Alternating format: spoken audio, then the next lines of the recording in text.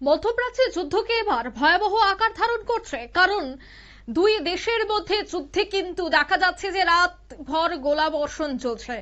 ইরানের হরমুজের কাছেই রাতভর বোমা বর্ষণ আমেরিকার।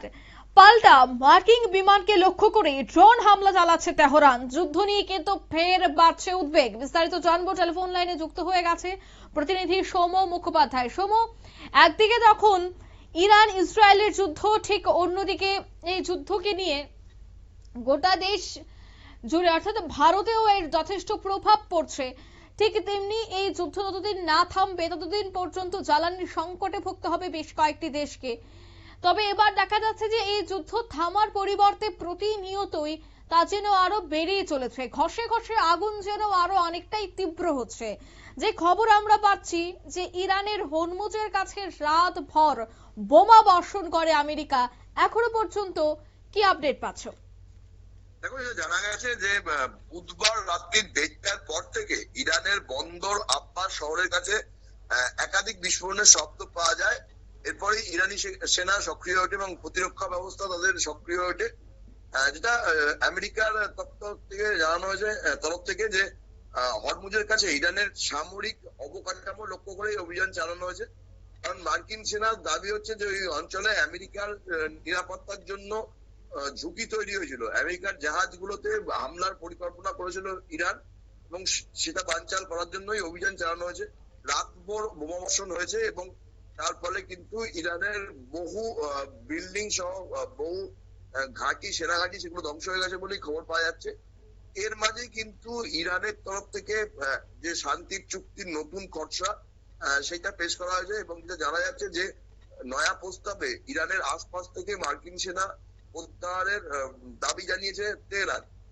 কিন্তু সেটা যে কোনোভাবেই সম্ভব না সেটা কিন্তু আমেরিকা গতকাল রাত্রের থেকেই বোমাবর্ষণ করে বুঝিয়ে দিয়েছে। ইরানের দাবি হচ্ছে যে হরমুজে মার্কিন দাদাগিরি চলবে না এবং বিশ্বের যে জ্বালানির ধমনী হিসেবে পরিচিত হরমুজ, সেখানে নৌ চলাচল স্বাভাবিক রাখতে হবে এবং এই বিষয়টির জন্য আমেরিকার জন্য সেটা সম্ভব হচ্ছে না বলে দাবি করেছে। কিন্তু এটা বলার পরেই বা এই প্রস্তাব দেওয়ার পরেই কিন্তু রাতভর গতকাল বোমাবর্ষণ করেছে আমেরিকা। বন্দর আব্বাস বলে যে শহরটা রয়েছে সেখানে একাধিক ক্ষয়ক্ষতি হয়েছে। পাল্টা তেহরানও কিন্তু আমেরিকার সামরিক বিমানে ড্রোন হামলা করেছে এবং একটি বিমানও ধ্বংস হয়েছে বলে খবর পাওয়া যাচ্ছে। যদিও এই বিষয়টি আমেরিকা স্বীকার করেনি, কিন্তু যেভাবে গতকাল রাত থেকে বোমা বর্ষণ হচ্ছে সেহেতু যুদ্ধ থামার কোনো সম্ভাবনাই দেখা যাচ্ছে না। বরঞ্চ আমেরিকার নতুন করে আবার হুমকি দিয়েছে যে ইরানকে যারা সাহায্য করবে তাদের উপরও বোমা ফেলা হবে। পাশাপাশি জানা যাচ্ছে যে ইসরায়েল এবং কুয়েতে সাইরেন বাজছে, ফলে নতুন করে কিন্তু একটা ভয়াবহ যুদ্ধের আশঙ্কা সবাই করছে। এর ফলে তুমি যে জিনিসটা বলছিলে যে জ্বালানির যে সমস্যা গোটা বিশ্ব জুড়ে শুরু হয়েছে, যদি ভয়াবহ যুদ্ধ হয় তাহলে কিন্তু সেই সমস্যা আরো বৃদ্ধি পাবে এবং বহু দেশের অর্থনীতি পুরোপুরি ভেঙে পড়বে বলে আশঙ্কা করা হচ্ছে। অঙ্কিতা, একদমই ধন্যবাদ। অর্থাৎ বহু দেশের অর্থনীতি ভেঙে পড়ার আশঙ্কা তৈরি হচ্ছে এই যুদ্ধকে কেন্দ্র করে। যুদ্ধ নিয়ে ফের উদ্বেগ কিন্তু বাড়ছে। একদিকে ইরানের হরমুজের রাতভর বোমা বর্ষণ, ঠিক অন্যদিকে পাল্টা আবার দেখা গেল যে তেহরানও কিন্তু এবার হামলা শুরু করেছে। রীতিমতো উদ্বেগজনক ছবি কিন্তু মধ্যপ্রাচ্য থেকে ধরা পড়ছে।